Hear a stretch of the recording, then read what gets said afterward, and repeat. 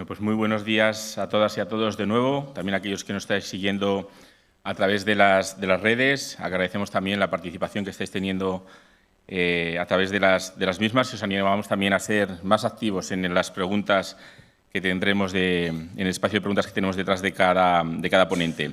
Muchas gracias a todos también por vuestra atención y vamos a pasar a la tercera intervención de esta mañana, de este curso sobre la cultura del entretenimiento en los mundos de Carlos V, vida social, rituales, fiestas, juegos y espectáculos, en este bloque sobre la Europa de las Cortes y la monarquía de las Cortes. En esta ocasión tendremos con nosotros al profesor Alain Cervanti. Él es, y bueno, es el título que me gustaría destacar, porque bueno, sí que es verdad que cuando veáis su currículum tiene un currículum bastante atípico para lo que es este tipo de cursos, que tiene un carácter más histórico. Sobre todo él ha sido alto funcionario de la Comisión Europea, especialmente llevando los dossiers con Turquía, pero aquí está en calidad de coordinador del Comité Científico de las Rutas del Emperador Carlos V, que es una ruta cultural certificada por el Consejo de Europa y es además autor de varios artículos sobre la historia de las relaciones entre Carlos V y Turquía, un país al que le ha dedicado la mayor parte de su vida. Lamentablemente no puede estar con nosotros hoy debido a un problema de salud que ha tenido hace unos días y ha tenido que ser intervenido la semana pasada, pero bueno, aceptó participar de manera telemática, online. Le tenemos ya online. No sé si me puedes escuchar, Alain. Sí, sí, muy bien. Muy bien, Gracias. estupendo. Pues veo que la conexión funciona perfectamente, así que te dejamos 50 minutos para tu intervención. Me dicen los compañeros del equipo técnico que tendrás también un reloj que te va a aparecer en tu pantalla, en el Zoom, para que puedas ir controlando el tiempo y la audiencia es toda tuya. Ellos te irán pasando las imágenes cuando vayas diciendo que hay que pasar a la siguiente diapositiva. Así que Sí, muchísimas gracias, Alain. Bienvenido y te escuchamos. Muchas gracias. muchas gracias. Yo siento mucho que me habría querido venir a Yuste, que es un sitio que me gusta mucho, pero desgraciadamente por razones de salud tuve que quedarme en Bruselas. Eh, bueno, Susan, ¿puedes poner? Ah, sí.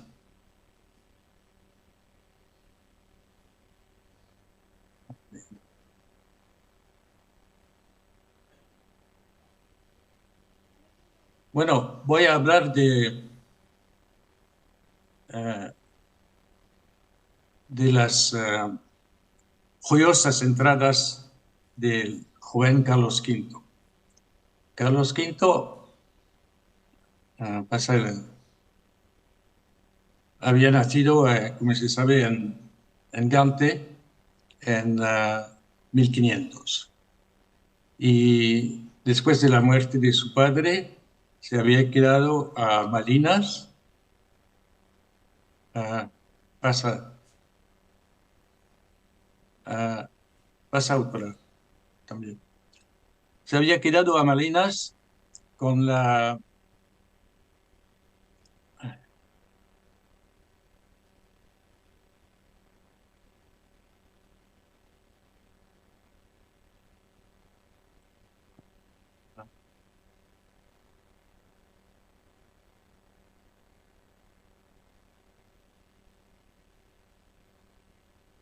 Se había quedado a Malinas para la educación con su tía Margarita de Austria hasta los 15 años.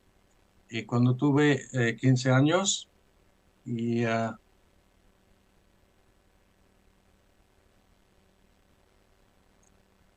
15 años se decidió de hacer su emancipación.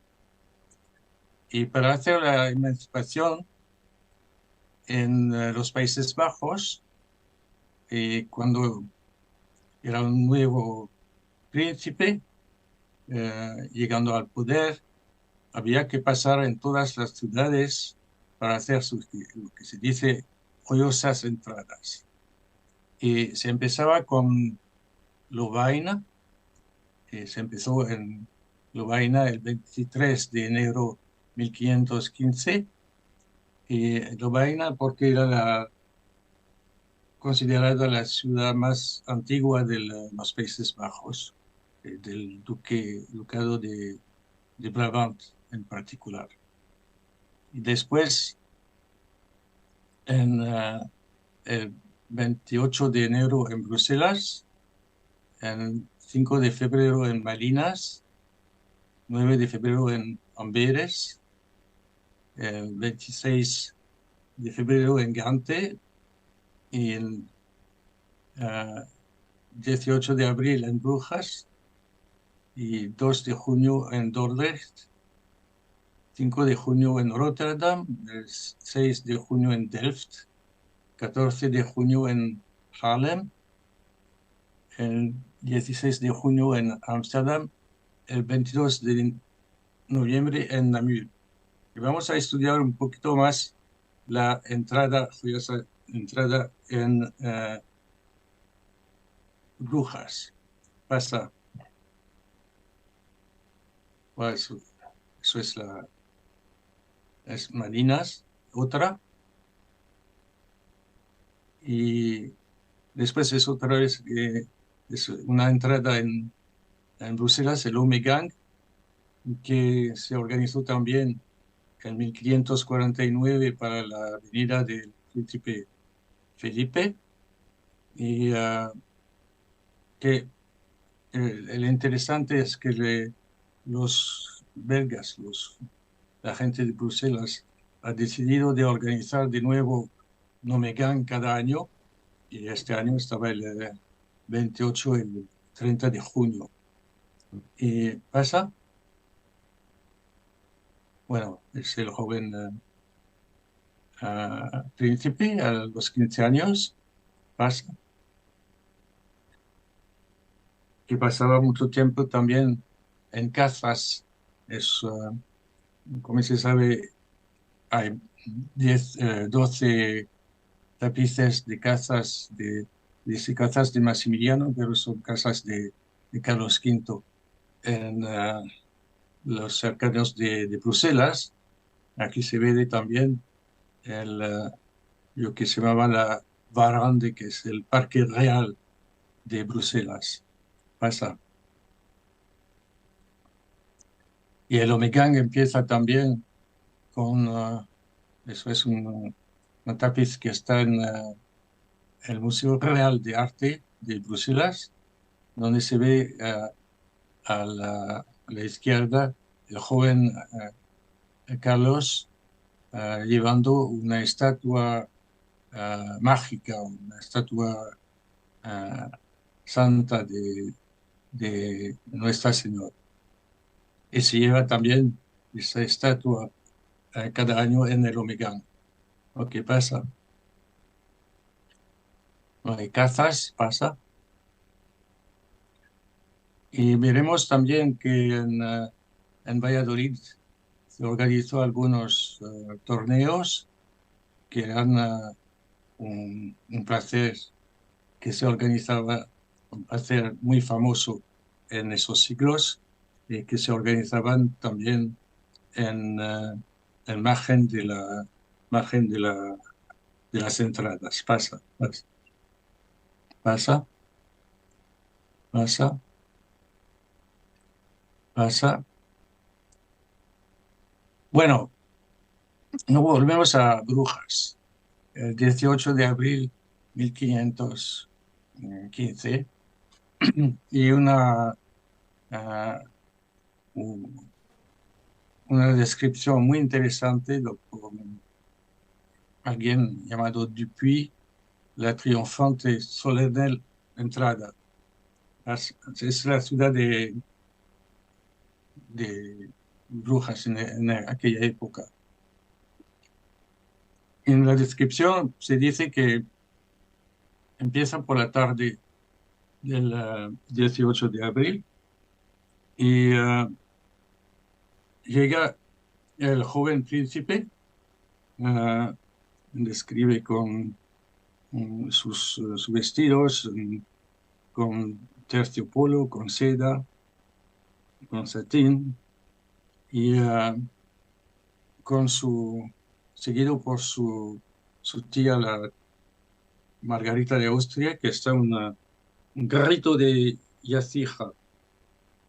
Y como se ve aquí, porque está cerca de la noche, hablan de millares de antorchas que, que acompañan al príncipe y todos la nobleza local que viene y que entra, pasa a la puerta de Santa Cruz, que está al norte de la ciudad. Y podéis ver también que hay trompetas y cornetas que hacen mucho ruido. Y también mm, ah, las armas del, del joven príncipe con una pequeña toisón de oro como había recibido después de su nacida. ¿Pasa? Y en toda la ciudad, a donde pasan, hay... no, no, antes, por favor. Antes. No, no, está demasiado deprisa. Tengo que hablar de... Sí, entonces, en, en donde pasa hay muchos arcos triunfales. Vamos a ver que es una tradición de las joyosas entradas que se organizan arcos triunfales con estradas y con personajes que actúan la historia, la mitología. Por ejemplo, aquí la fundación de Brujas, con un hombre, como se ve a la derecha de su grabado, un hombre desnudo por significar, por dar la significación de cómo empieza la ciudad. Sí, pasa. Y después eh, hay también, he recibido los, por las autoridades de Brujas y es decir, el alcalde, como se llamaba, el Franco de Brujas, y los representantes de la iglesia, los representantes de los mercaderos. Eh, por ejemplo, cuando llega aquí a la Mercado Viejo, hay también un estrado donde se ve Moisés y los 10 mandamientos. Y también los privilegios que el conde de Flandes da a Brujas. La cosa importante es que cuando está recibido en una ciudad, tiene que prometer de respetar los privilegios y los costumbres de la ciudad. Es una cosa que se hacía en cada ciudad donde iba, por las tradiciones que tenían las ciudades de los Países Bajos con mucha autonomía. Sí, pasa, por favor. Por ejemplo, pasa aquí en el escenario de los carniceros y pescaderos, donde hay una representación de la historia de Esther. Son cosas que vienen de las bíblicas, cosas bíblicas eh, de tradiciones. También podéis ver las trompetas que están arriba eh, del escenario. ¿Ok? ¿Pasa? Y también hay escenarios donde se hace el elogio de los señores de Borgoña, como Felipe. Y después llega a un sitio que son la carretera de los españoles, donde hay una torre de los aragoneses donde se hacen muchos fuegos artificiales y con mucha música. artillería. ¿Sí pasa? También después el Valle de los Aragoneses, porque es claro que Brujas tenía muchas naciones, como se dice, de mercaderes de España, como de Italia o de otros países. Sí pasa. Aquí se ve el príncipe Felipe y Alejandro el Grande matando a tíos. Se puede ver también en muchos sitios águilas con dos cabezas que representan el príncipe antes que fuese todavía emperador, pero es una tradición en aquel país. Sí pasa.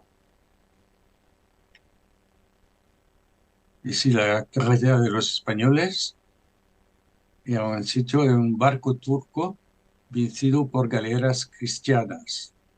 Vamos a ver que después hay ah, otras relaciones con los turcos. ¿Pasa?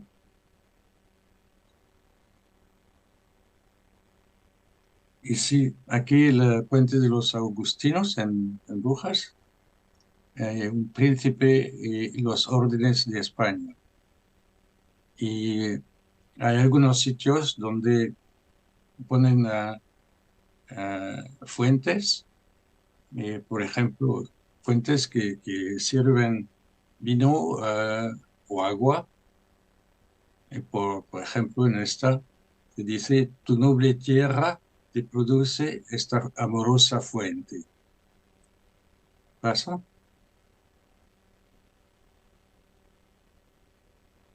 Y después otro escenario donde hay príncipe con fuerza, templanza, justicia, prudencia, teniendo fortuna, presa los emperadores romanos Trajan y Teodoso. Es bueno, algo mitológico. Y también este jardín muy extraño, donde Orfeo está tocando arpa, atrayendo pájaros.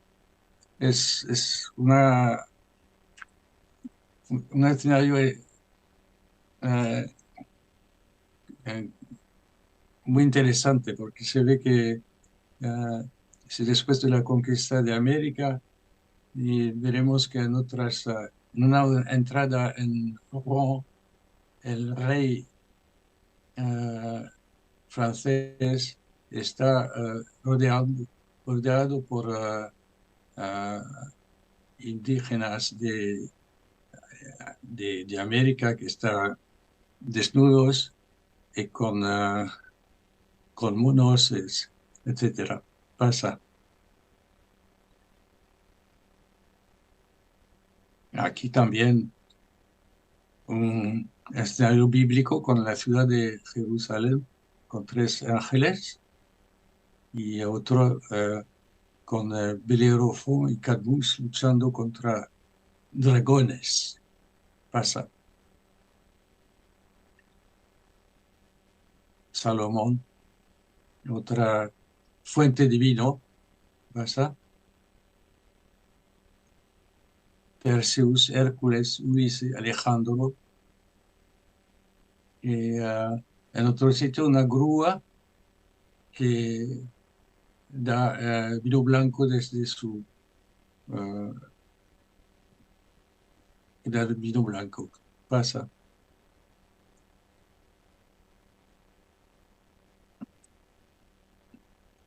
También escenario históricos con los duques, la ciudad de Brujas, con los duques Felipe y Carlos, encima de Júpiter con las 9 musas y 3 gracias.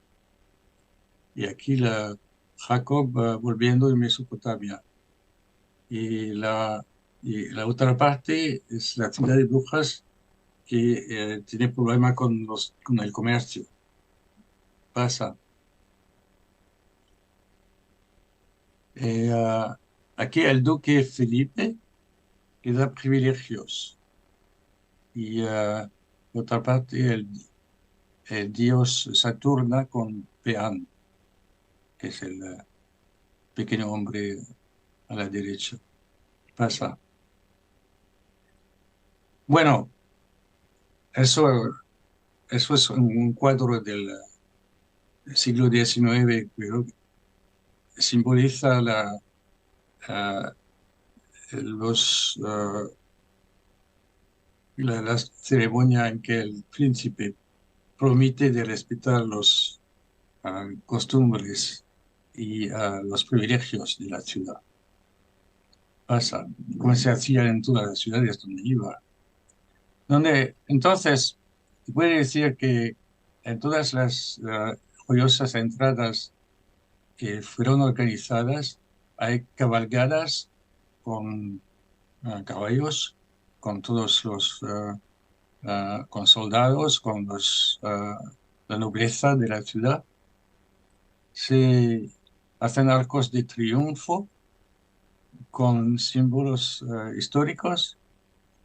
Hay estrados con cuadros vivos, escenas mitológicas o históricas, representación de los gremios de las naciones de las ciudades. Y después de 1535, después de la campaña en Túnez, habrá mucho más representación de victoria contra los turcos. Y entonces, como hemos visto, es más por la tarde, entonces hay antorchas y fuegos artificiales. ¿Me pasa? Eso es un arco de triunfo que Albert Dürer ha dibujado para Maximiliano en 1515. Pero no se sabe si fue construido, pero es muy simbólico de lo que se hacía en aquella época en Alemania. ¿Pasa? Bueno, Megang, hemos dicho, pasa.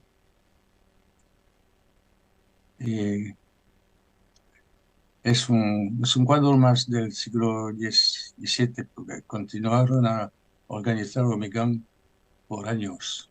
Se pasa. Y con dragones y gigantes. Pasa. Y con carros para llevar, como se ve aquí, una doncella, una joven señorita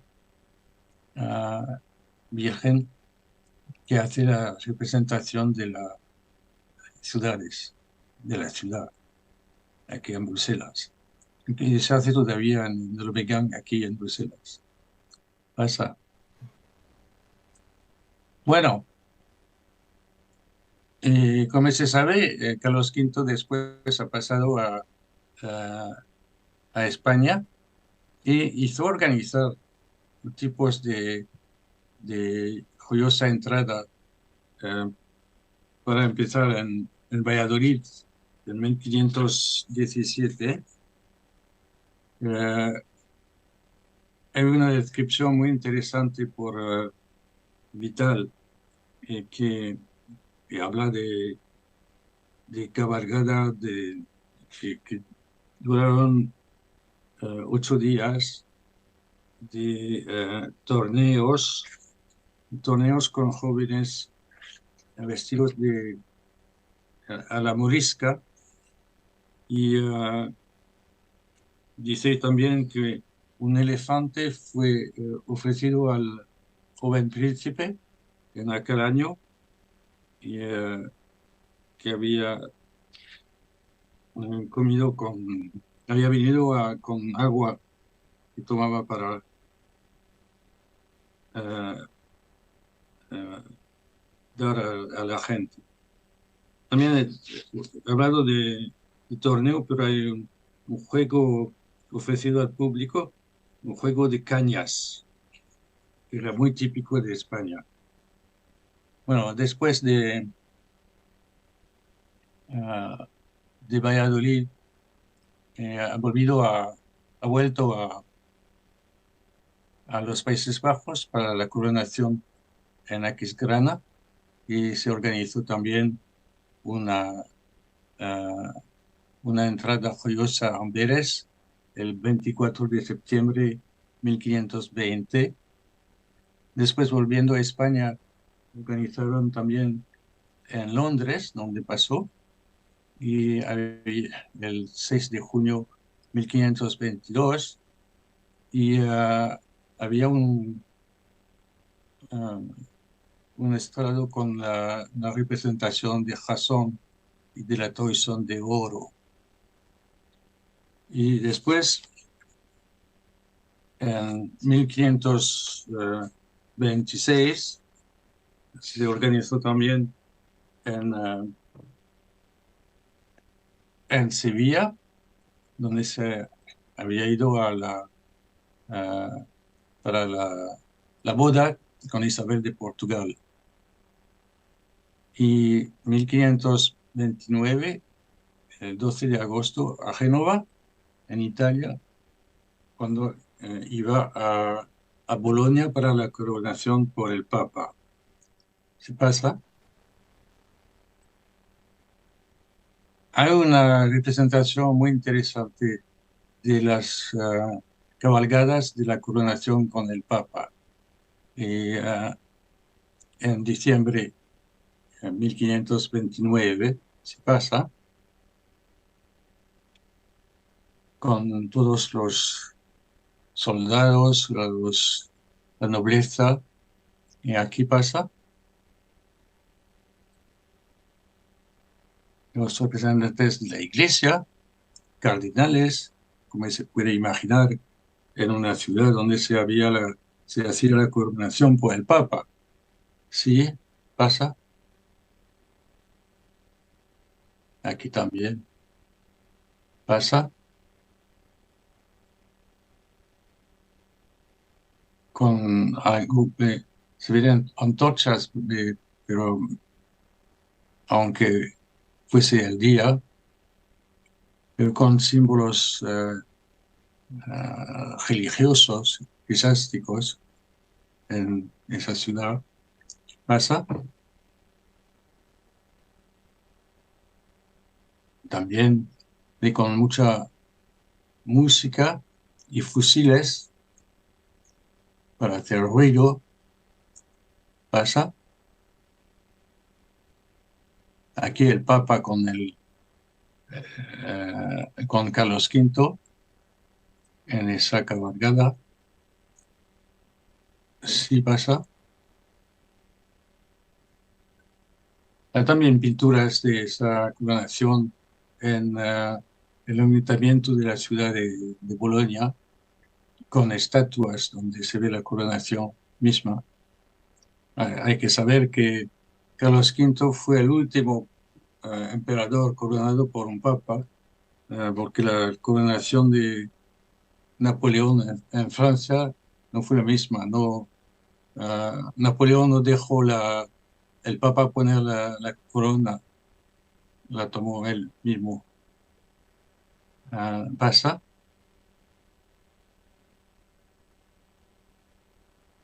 Y así se usaban los canones para hacer ruido. Pasa. Sí pasa. Pasa otra vez. Sí, pasa. Hay tambores. Sí pasa.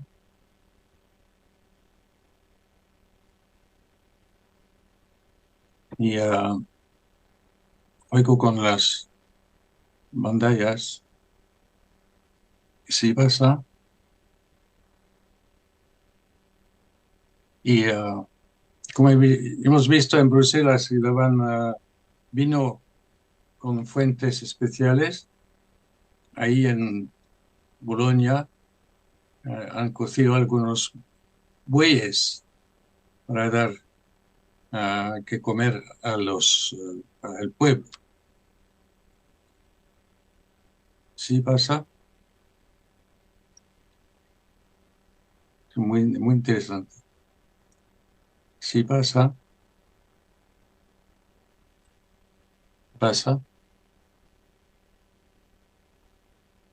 Una inscripción sobre ah, esa coronación en Bolonia, en la ciudad de Bolonia. Pasa. Bueno, después de Polonia, eh, pasó por Innsbruck en mayo 1530, donde organizaron también una entrada religiosa el 10 de junio a Mónaco de Baviera y el 16 de junio a Augsburgo. A Augsburgo había también una dieta de la alemana, donde se quedó algún tiempo. Y después volvió a España. Y empiezan de nuevo las entradas joyosas en 1535, cuando en junio salí de Barcelona para ir a Cagliari, y antes de ir a Túnez. A Cagliari organizaron también una joyosa entrada, y como en todos los sitios en Brujas, pero en otros sitios ponieron todos los tapices en las ventanas y los balcones. Y fui recibido por el arzobispo y para todos los religiosos eh, de la ciudad. Y entrando en la primera puerta de la ciudad, confirmó los privilegios y prometió de observar las costumbres. ¿Sí pasa? Bueno, y después hay una renovación de las entradas después de la conquista de Túnez. Vuelve por Italia y por la primera vez por Sicilia. Entonces organizaron una joyosa entrada con muchos arcos triunfales en Messina en Palermo y después en Messina el 21 de octubre 1535. Y empezaron también a poner estrados con representación de Escipión, el general romano que había conquistado África. Y en la iglesia, en la catedral de Messina, organizaron una representación donde en la iglesia y bajo una ciudad, una pequeña modelo de ciudad con una luna, de luna encima, representando más o menos Constantinopla bajo el yugo de los turcos. Y después eh, vinieron algunos ángeles que haciendo fuego hicieron caer la representación turca y pusieron una cruz para enseñar que Constantinopla era de nuevo cristiano. Y después de pasa, después de Messina ha vuelto ha continuado su viaje hasta Nápoles, en Nápoles donde organizaron una entrada fabulosa con todas las representaciones de Alejandro, de Escipión, el 25 de noviembre. con trompetas y fuegos artificiales. Y en la catedral organizaron un fuego artificial donde el fuego, viniendo de una águila, destruyó gigantes que quería conquistar el Olimpo. Y después, en Nápoles, en enero de 1536, organizaron un torneo español a caña, donde había el emperador y muchos nobles de la región vestidos a la moresca. Después de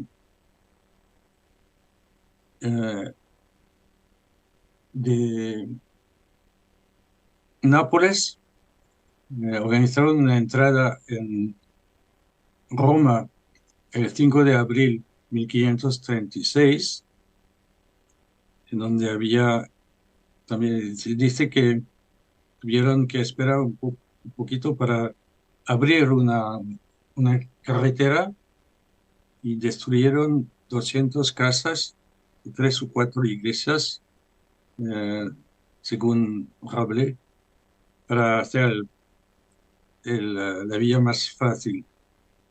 Y había también arcos triunfales con el emperador y Rómulus como fundador de Roma, Escipión, conquistador de Cartago, y una inscripción donde se compara a Carlos V a Escipión. Se escribe: vencedor de los piratas, destructor de los turcos, fundador de la paz. Bueno, después de Roma, ¿qué pasa? Se entra de Roma con el arco triunfal que organizaron. ¿Sí pasa? Sí pasa. Y después de Roma pasó por Siena el 24 de abril, Florencia el 28 de abril, con 400 caballeros y con muchos estrados, celebrando también la boda de su hija Margarita de Parma con el príncipe Alejandro de Médicis, que había esposado el 26 de febrero a Nápoles, pero es para dar más importancia a la fiesta. Había una grandísima pirámide dedicada a Carlos V, autor de la paz, fundador de las religiones, etc.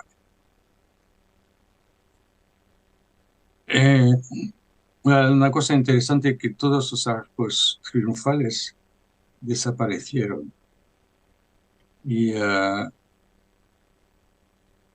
Pero en algunos sitios, como en Lecce, la arquitectura militar ha representado las entradas triunfales. En Lecce, algún arco triunfal de 1548 con las armas imperiales de Carlos V y con el elogio del emperador, vencedor de en Indias, en África, etc. ¿Pasa?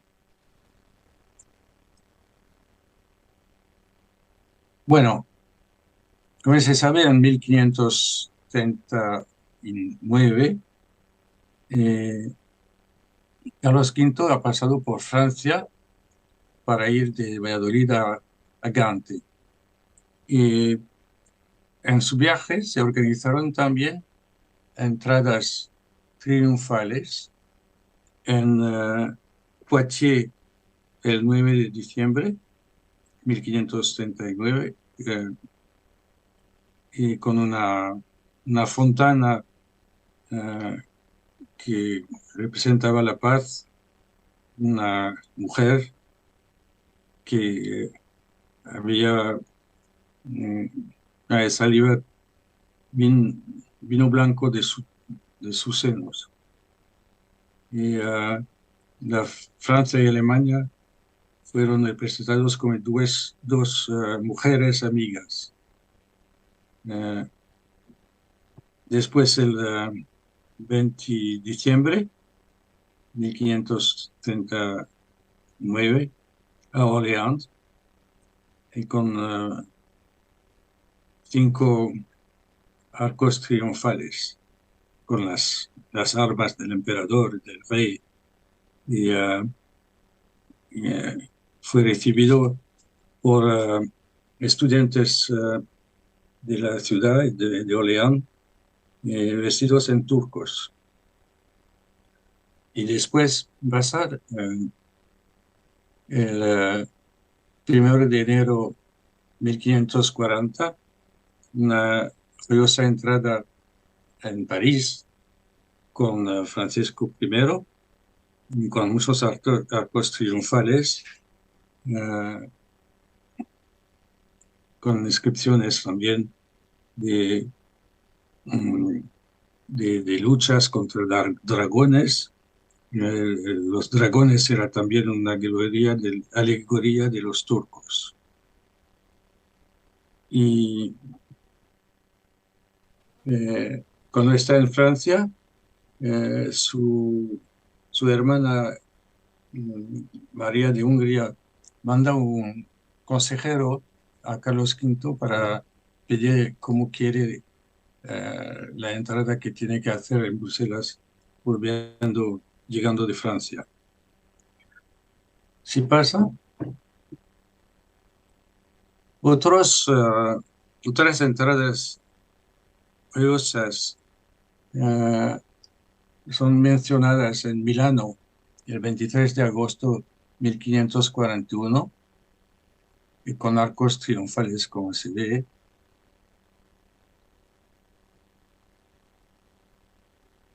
Con gente con vestidos orientales, que se dice tal vez inspirados de Gentile Bellini, el pintor veneciano. Y pasa el emperador por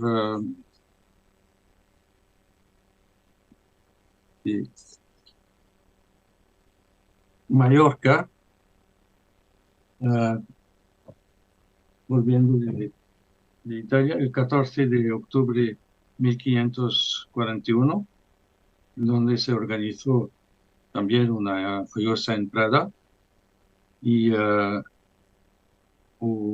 con tapices, como hemos dicho, y fue recibido por el arzobispo, la iglesia, la nobleza, pero a caballo. Y no quiso ir a pie, dijo el emperador. ¿Qué pasa? Es en Milano, después de las 2 columnas de Sultra, y con la águila, con 2 cabezas. ¿Sí? ¿Pasa? Bueno, el emperador luchando contra los turcos. ¿Pasa?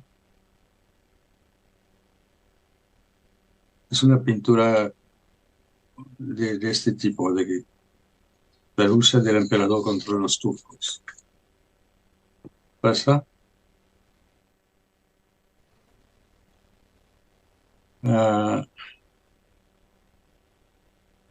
Sí, después pasa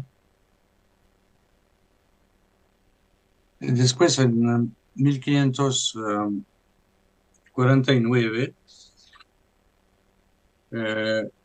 Carlos V ha llevado su hijo Felipe a los Países Bajos para que conozca los, los dominios. Pasan el 16 de agosto de 1549 en Valenciennes, en el norte de Francia, donde podéis ver la representación clásica de plus ultra por un lado y por encima algunos tipos mitológicos. ¿Pasa? Así es las representaciones que hicieron en Valenciennes con todas las estrados, los estrados. ¿Sí pasa? Con dragones. ¿Sí pasa? Y el emperador no era solo, había venido con sus soldados en una colocada como en otros sitios. ¿Pasa? Arcos triunfales, también fuegos. ¿Sí pasa?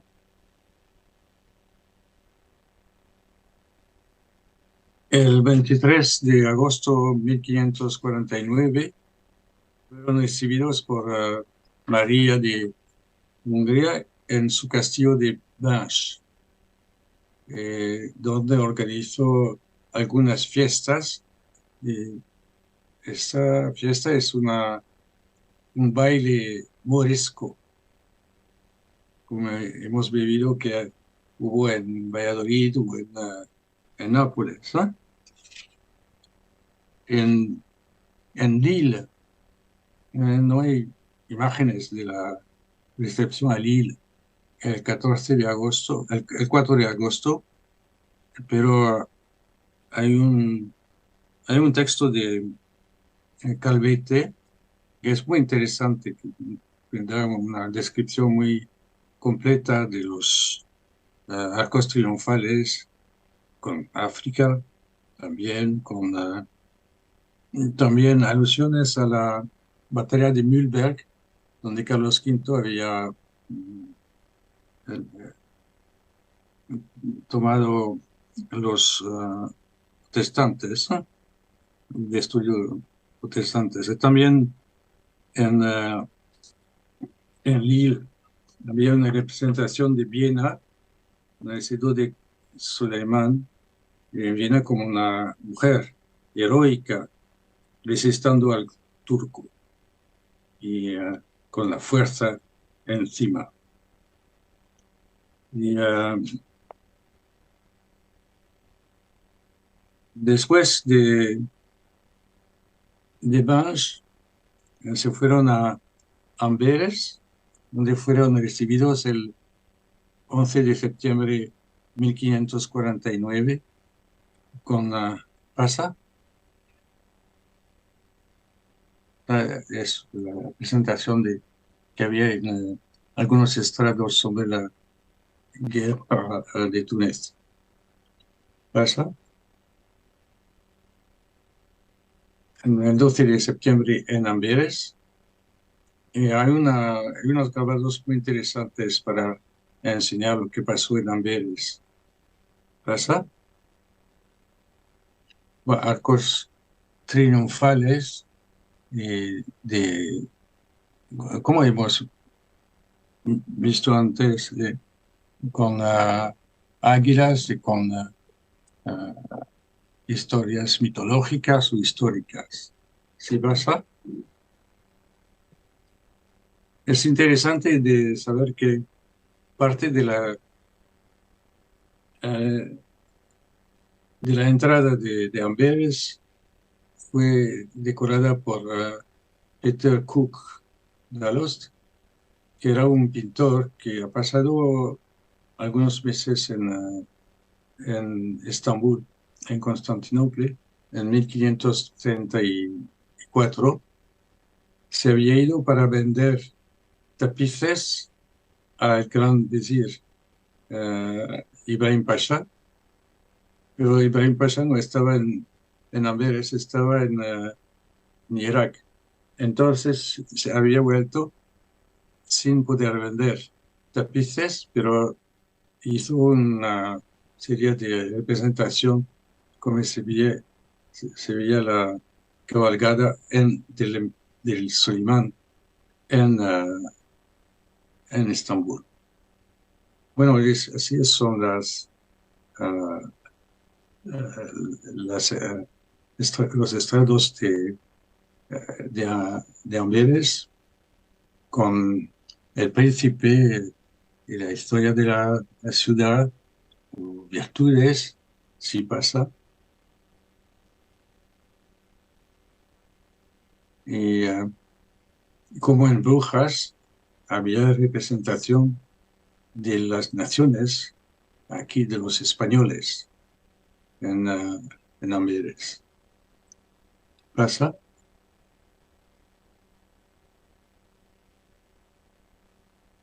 Los genoveses, ¿sí pasa?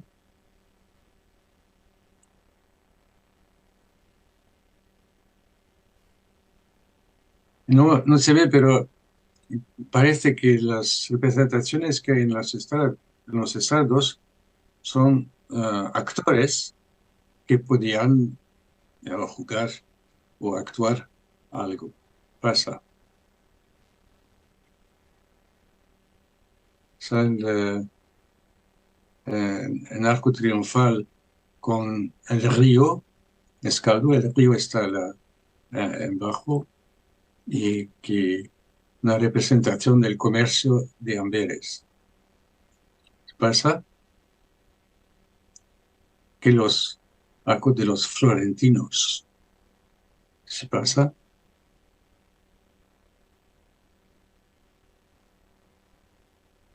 Aquí está luz sobre el puente marino, ¿pasa?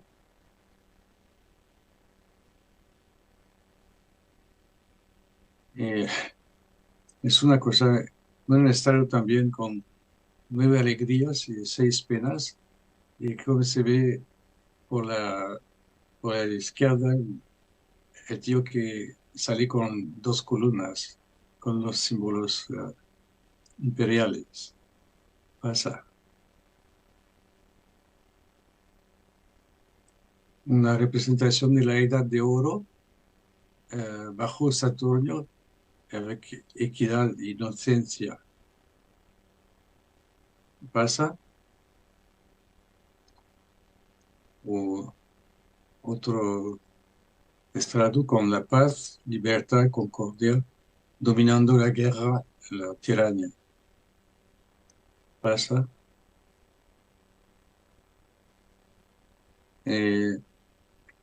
Otro puente, el puente de la Vaca, donde hay una representación de las provincias de Alemania y de los Países Bajos. Pasa.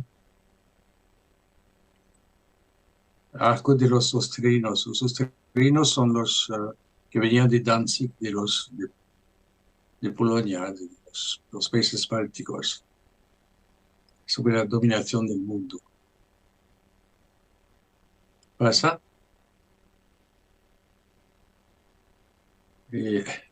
Otro puente, el puente de la Leche, donde hay la representación de Carlos V y del príncipe Felipe dominando África. Si pasa. Arco triunfal de los ingleses también, en Amberes. Pasa. Y había el gigante Antigonio, es un gigante hecho por el pintor Peter Cook, que hemos visto un poquito antes. Y es una representación, existe todavía el gigante. Se continuaron a usar el gigante por algunos siglos en Amberes.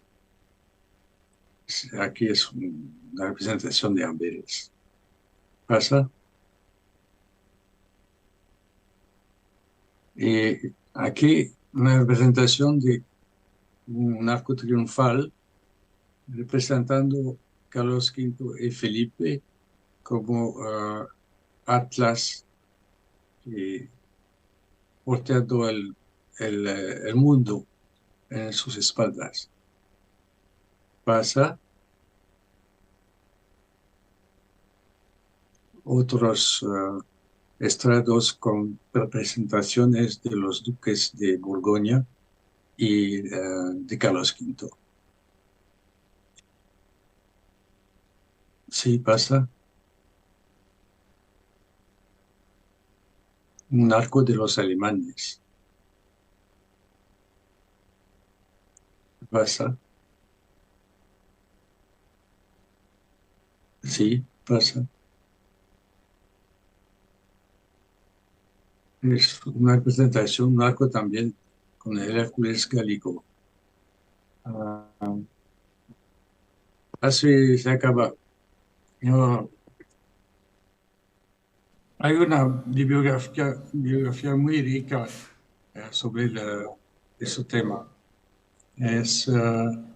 Pero es muy diverso porque hay en los Países Bajos, en Italia, un poquito en España.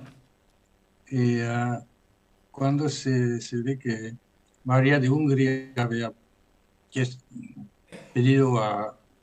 había mandado un consejero a Carlos V para saber lo que quería, pienso que había más o menos un tipo de tradición personal que había continuado desde su emancipación en 1515 hasta la llegada de Felipe, y después de su muerte hubo también una cabalgada a Bruselas con dibujos fantásticos sobre el emperador. Muchas gracias.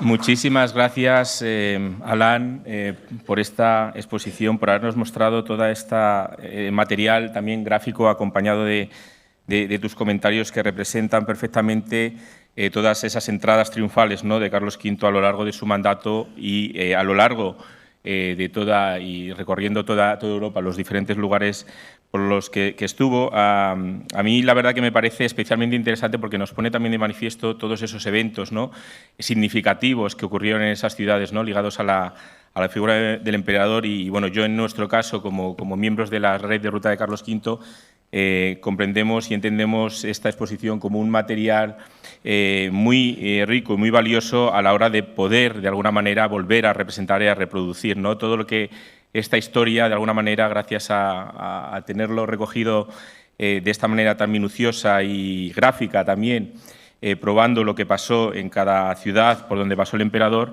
que de alguna manera podamos volver a representar, como ocurre, por ejemplo, ahora con el Omegan en Bruselas. Yo invitaría a los asistentes a este curso visitar, por ejemplo, la página del Omegan, omegan.be, donde hay varios vídeos de lo que es la realización de esa celebración de 1549, cuando Carlos V fue a presentar a su hijo Felipe II como heredero, ¿no?, porque son recreaciones muy fidedignas de todas esas imágenes que nos han mostrado en los grabados, en los cuadros, y la verdad es que te trasladan de alguna manera a ese momento, ¿no?, del siglo XVI. Y creo que este material de alguna manera puede ser también fuente de inspiración también, pues, para convencer a aquellos municipios, a aquellos lugares donde ahora mismo no se celebra nada, si bien hay algunos donde sí que se celebran, o no son entradas triunfales, pero sí la simple llegada de Carlos V, como cuando llegó aquí a Jarandilla, como cuando llegó aquí a Yuste. Este tipo de documentación nos permite de alguna manera recrear y que al mismo tiempo esta historia tenga un impacto hoy en día en nuestros días, ¿no?, en el desarrollo social y socioeconómico a través de productos y desarrollo de turismo cultural o histórico, lo cual nos viene a decir también cómo la historia puede ser fuente hoy en día de de riqueza. No sé si hay alguna pregunta por parte del público. Veo ahí un par de manos levantadas. Damos la palabra, por favor. Tenemos 8 minutos para preguntas. Adelante, por favor. Buenas tardes, Alain. Soy Javier Rubio, periodista ahora mismo viviendo en Bruselas. Me ha parecido muy interesante su intervención porque el concepto que yo tenía, por ejemplo, antes de llegar a Bruselas, que mi principal misión ahora es indagar el legado hispánico que pueda haber en la zona, me pareció muy curioso porque en los libros se pinta como existe una leyenda negra contra España en Bélgica y quizás con todo esto que estamos hablando del Omegan de 3 días en los que se recrea, ¿no?, en el centro de Bruselas, que se cierra la Gran Place para que se recree, en este caso, la llegada de Carlos V con Felipe II, un acontecimiento nacional en el que me consta que va muchísima gente allí en Bélgica, también visitando pueblos como puede ser el de Amberes, en el que el 90%, por ejemplo, de las iglesias son católicas, en el que vemos la imprenta católica de Plantino, que nunca se había hablado de esto en España y esto tienes que ir allí para descubrirlo. Vamos, por ejemplo, al ayuntamiento también de Amberes y vemos el blasón de Felipe II del Imperio, un blasón que reluce allí, que las tropas napoleónicas se encargaron de destruir, pero son los propios belgas los que se encargan luego de volver a reconstruir la fachada. Imagínense lo que sería, por ejemplo, este blasón en el Ayuntamiento de Madrid. Es algo que a mí me hizo pensar allí, también la simbología en Gante, la simbología en Brujas. A todo esto le quería preguntar si piensa realmente que se tiene se pone en mayor valor allí en Bélgica la figura de Carlos V más que aquí en España, y si piensa que la leyenda negra realmente se encuentra vigente ahora mismo en la actualidad, hablando de Bélgica, viendo todas estas recreaciones históricas que, por ejemplo, aquí en España pues no se ven. Muchas gracias. Si quiere responder a esta pregunta, por favor. Sí. Bueno, ¿puedo contestar ahora? Sí, por favor. Sí. Bueno,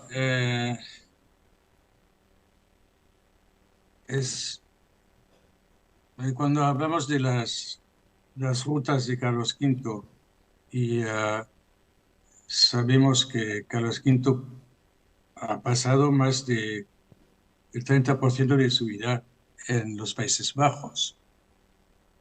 Había nacido y hablaba el idioma de los príncipes de Borgoña, que se decía el francés, ¿sabes?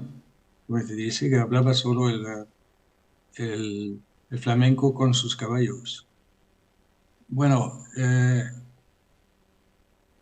por ejemplo, y hemos hablado el otro día, por ejemplo, que en Gante hubo una impresión que la intervención de 1540, cuando ha venido para reprimir la rebelión, y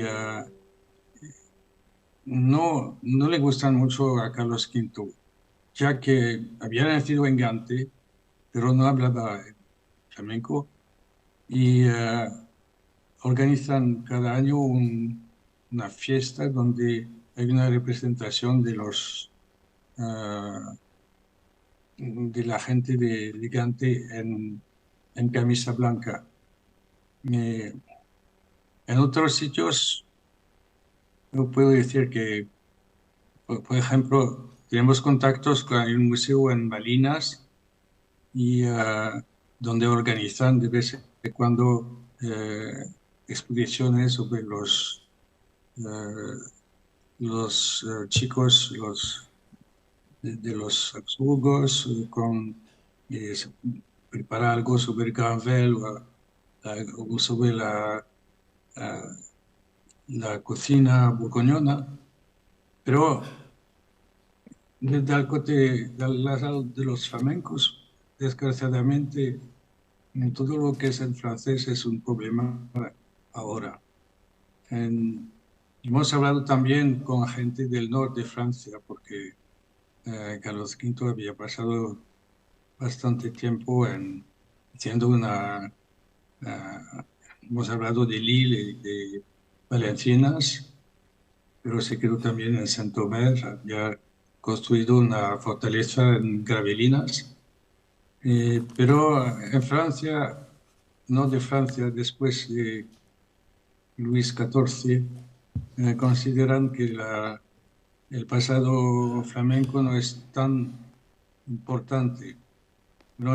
Por eso es más difícil de hablar de Carlos V aquí en los Países Bajos. En los Países Bajos, en el norte, en Holanda, los jóvenes no aprenden más el francés. Entonces es que también en relación con la historia de pasada de España de los Países Bajos es más difícil. Muchas gracias. Tenemos otra última pregunta por aquí. Sí, Francisco Miguel Monago de la Universidad de Extremadura. Mi pregunta es en la línea de, y lo que más me ha llamado la atención de su ponencia es las entradas triunfales en ciudades francesas. Poitiers, Orléans, las ha mencionado. Sí. Normalmente no era la ruta que se solía seguir para ir a los Países Bajos porque precisamente Francia era una monarquía enemiga. Pero precisamente por ser una monarquía enemiga, las entradas triunfales en estas ciudades tenían la misma pomposidad que en ciudades que podían ser de la monarquía hispánica y además de esta pomposidad, de estas entradas triunfales, ¿había en esas ciudades a lo mejor algún contacto con alguna embajada del monarca francés o a lo mejor un mismo encuentro con el monarca francés? Claro, es cierto que la ruta a través de Francia es mucho menos utilizada que la ruta, porque se intentaba evitar, ¿no? Pero a lo mejor algún tipo de contacto en este sentido, no sé. Y la diferencia, sobre todo, con otras ciudades que sí fueran de la monarquía hispánica. Gracias. Bueno, lo que sabemos es que más la organización de las entradas pomposas la organización viene de los locales, ¿no? Por ejemplo, saliendo de Valladolid, pasó por Burdeos. Burdeos tenemos unas relaciones de la entrada. No hay entrada gloriosa, nada, pero organizaron algo en la catedral, un encuentro con los caballeros de la Toison de Oro en la catedral.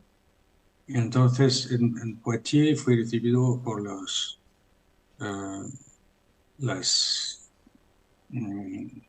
locales y también en Orléans, mientras en París es claro que fue organizado también por la gente de Francisco. No sabemos. He dicho que, por ejemplo, María había mandado un consejero a Carlos V para saber cómo organizar en Bruselas. Bueno, porque ella era responsable de Bruselas, pero en otros sitios no sé, no hubo. Bueno, estaban de acuerdo para la fecha, para la hora, y viniendo Carlos V con más de 1000 personas, había de toda manera que organizar en el sitio donde podían ir a la cama. Gracias. Pues muchísimas gracias, profesor Servantí, por su exposición. Sin duda, como había dicho anteriormente, creo que es un tema especialmente interesante, ¿no? También tener en cuenta lo que debía ser la organización de esos eventos, ¿no? tan pomposos, tan magníficos, ¿no? De alguna manera, donde había numerosos actores, ¿no? Y también tenemos que tener en cuenta, teniendo en cuenta la época en la que se organizaban, el tiempo de preparación que tendría que haber para ir de un lugar a otro, cuando muchas veces hacían prácticamente seguidos, cuando iba el emperador viajando. Una cosa me queda también clara, y ligando un poco con la ponencia anterior, ¿no? El gran papel que María de Hungría también jugó en todo este tipo de cosas, ¿no? Como se la podría decir, como jefa de protocolo a la hora de tener en cuenta todos estos detalles simbólicos, ¿no? de la época. Alain, sentimos mucho que no hayas podido acompañarnos de manera presencial en esta ocasión, pero ya sabes que las puertas están abiertas y esperamos que pronto puedas volver a Yuste. Muchas gracias. Sí, alguien. He escrito un artículo sobre las por estas entradas en relación con los turcos. Luego hay una bibliografía muy completa y si alguien quiere puedo mandar. Pues estaremos encantados de compartirla con los alumnos si no lo haces llegar. Muchísimas gracias. Le damos un fuerte aplauso. Gracias.